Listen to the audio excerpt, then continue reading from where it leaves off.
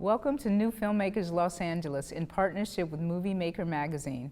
I'm Carolyn McDonald, and I'm here with Felipe Martinez Carbonell to talk about his film Followers. Let's take a look at a clip.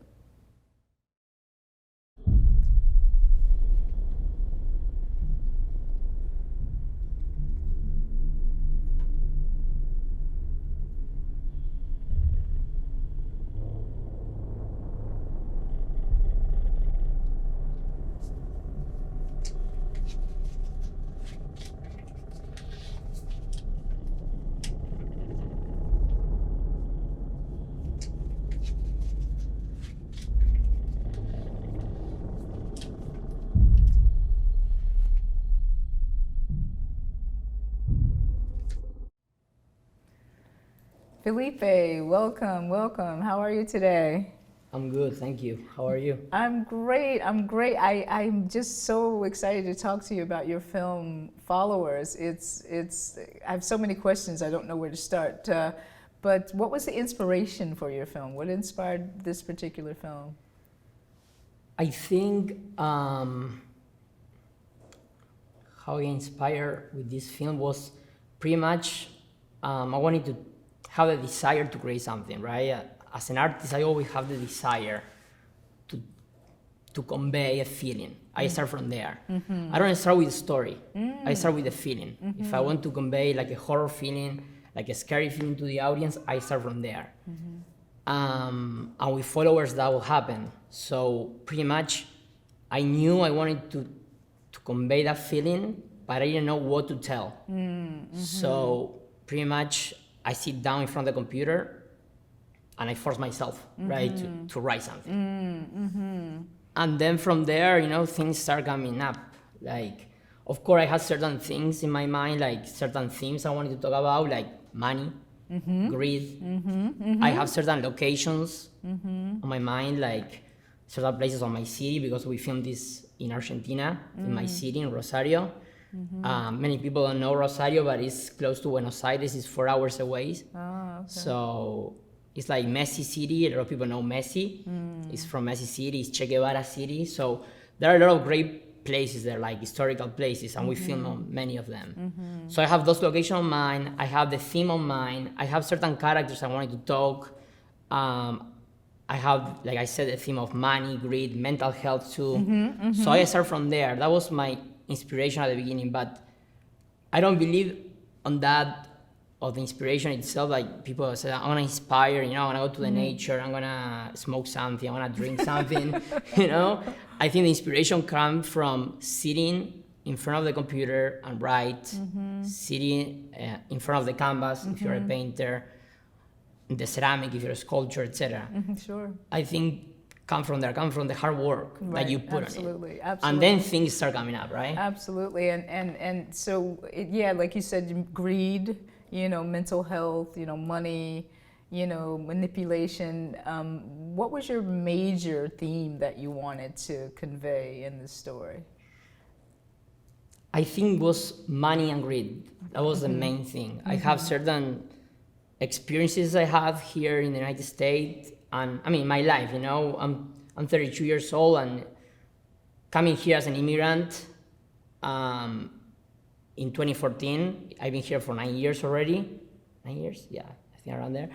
I experienced a lot of things, like I was in a different position as I was in Argentina.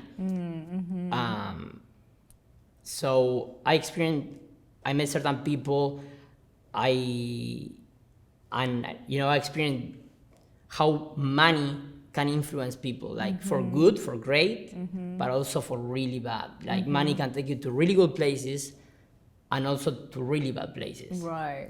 And I saw that because here in the US, and I think that's a great thing about this country, that it gives you the opportunity to meet everybody, every type of person. And I experienced everything here. I experienced like from the top to the lowest. And everything has great thing. Right. Everything has great thing, and you learn from that. And I think I tried to put that on my film. Right, and you did. And I want to ask you too, starting with that theme, with the money and the greed, which is the major theme, how did you interweave mental health, and how did you use that to illustrate? I don't want to give away too much of the film that you don't want it to, but I thought it was very interesting how you did that with that theme in mind. Well, I also wanted to put innocence on it, because I think I start from there, to be innocent. Okay. Because if you are experienced, you know what card to play, right? Yes. I think that the thing here starts when you don't know, when you come to the battle without knowing.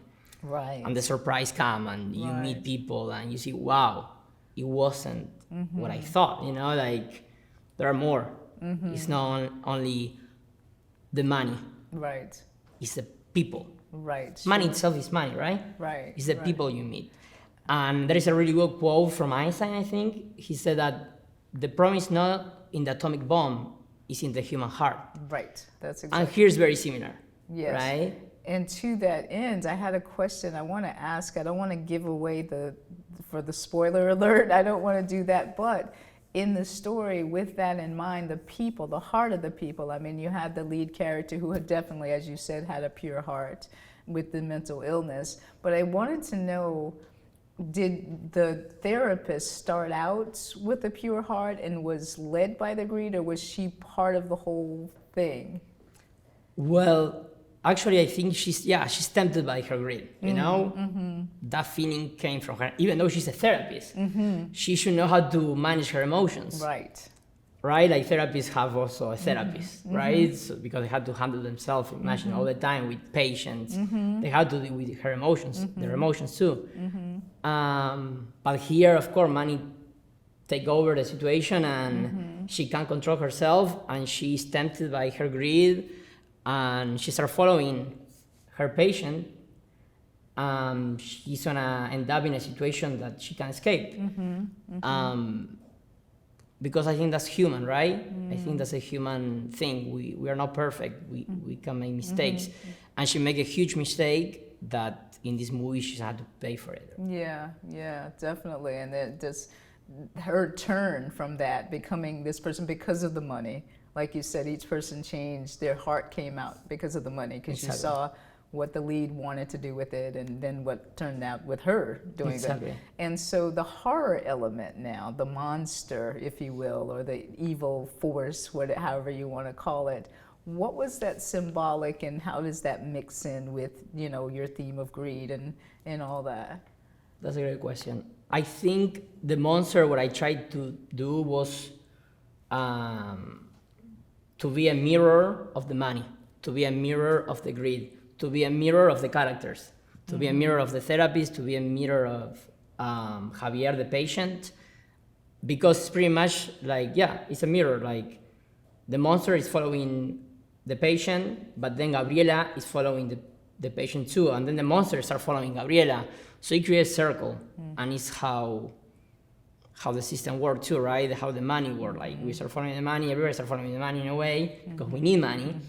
I'm not going against money. I think money is a great thing. Money help progress, right? Help society to progress, help us to achieve great things. Totally. The problem, like I said, is in the people. When we use money for bad, or when money take over, or when money becomes the goal, and that's it, and that's all. Yeah. I think that's when it's a problem, and that's when we can end up what happened in this film. Yeah, and you did a great job of illustrating that, because I didn't really see it, and I didn't see, it wasn't over the head. You know how we say, hits you over the head, with, oh, this is symbolic of that. That wasn't until maybe after the fact, at the end, maybe, but it wasn't there up front. And to your point, the fact that, like you said, money is not bad. It's what it is. It's what each person does with it, because, as you said, the patient wanted to do good with it, and so really you did a really, really great job. Thank you so much. With those metaphors, without being, too much on the nose and over someone's head. Yeah, really wonderful. Thank you. And for a horror genre to do that in a short film. Now, did you intend this film to be a sort of how to make a short to get a larger film made, or is it just stand on its own, Well, I think I'm always open, right? As an artist, I'm always open to everything. But we had to be open. If not, the story is contained in the minutes that it's there as it is. But I was curious because there were questions in the story. Again, I don't want to give away too much for anybody who hasn't seen it, and I think everybody should see it because it's very clever. There were questions I thought, oh, if you had that answer or the relationship started and things like that, could have, could develop. Can keep growing. Yeah, definitely. A lot of people said to me that they watched it, that they wanted to see more. At the beginning, was I don't know if that's a good thing or a bad thing, but they want to see more. Yeah, so that means wanting to keep producing. Yeah, it's right. Either another film altogether, exactly. Right? Yeah, but it does leave you wanting to see more. It does leave you wanting to see more. So tell us about the physical production aspect of the film. How many days did it take you to shoot, and your team? And you said you shot it in your hometown? Yes, we filmed in Rosario, in Argentina, and I think it was 4 days or 5 days. I don't remember. I think 4 days. And I think we put a lot of work in the pre-production because I was the director but also the producer. And I think the most important part is pre-production, right? Before the set, before production. We had to put everything there. We had to make a great pre-production. If I choose the right people, if I choose the right crew, if I choose the right actors, that means the production is gonna flow. Production is gonna be good. Of course, problems always gonna arise because that's Murphy law, right? On set, always problems gonna happen, even if you have a great pre-production. And that happened to us, of course. But I was happy with the crew. I was happy with the people we knew from before because Rosario community, artist community, is strong, small. We help each other a lot, and so yeah, I think we did a great job. I think you did too. I think you did too. Yeah, I think you did too. And so, what was the biggest thing you learned while you were making this film, both practically and thematically as a filmmaker? I think what I learned is that I had to go for my feature film. I think now I'm done with short films. I had to jump to feature. Good. Yes, because even before I was thinking, should I do the short film? Should I do another short film? Or should I just go for the feature? But I was like, no, let's do this. Let's do this short film. I wanted to tell another story. Good. I think you're ready. You're definitely ready. Okay. Thank you. Well, thank you for being here with us today. Can you tell us where we can find you on social media, or can we be looking out for something else from you soon? Yes, on Instagram, Felipe Martinez Carbonell with double L at the end. Facebook too, Twitter. I have all the social media, so any of them. My website, felipemartinezcarbonell.com, or my production company, hemisferiofilms.com. Video? Hemisferiofilm.com. Hemisphere would be Hemisphere. It's hemisferio, it's in Spanish. Gotcha. Hemisferiofilms.com. Okay, great. Well, thanks again for being here today with us. This is great. Thank you.